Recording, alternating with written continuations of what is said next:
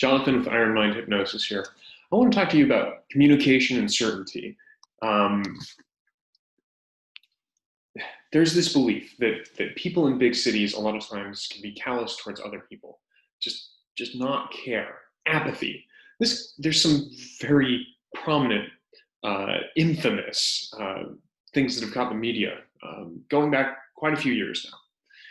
And lots of people will comment about how horrible people are in cities, and how people just won't go out of the way for anybody. People are just too busy to even notice.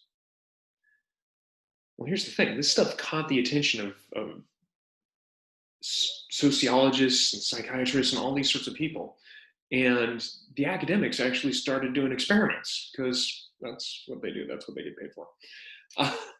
But they set up some situations, and they discovered that yes, under common city situations, a lot of times people don't get help, even when they're surrounded by crowds.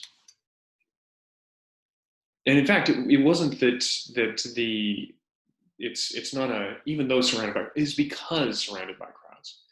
People when acting as individuals are very likely to help, but they have to be a little more sure that there is a problem.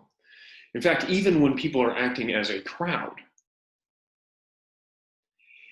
if the situation is set up so that it is obviously an emergency, not only will people take time out of their day to deal with the emergency, they will put themselves at great apparent risk of physical harm to try and help or save, rescue somebody who these are research experiments, who is apparently in grave danger.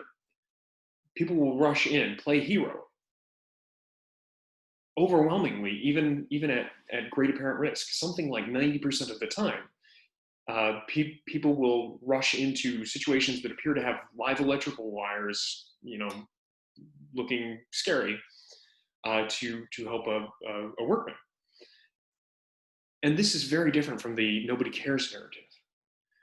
But what's clear is when we make things clear for people, when they know that there's a problem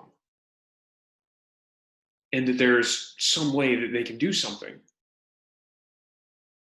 they start doing it.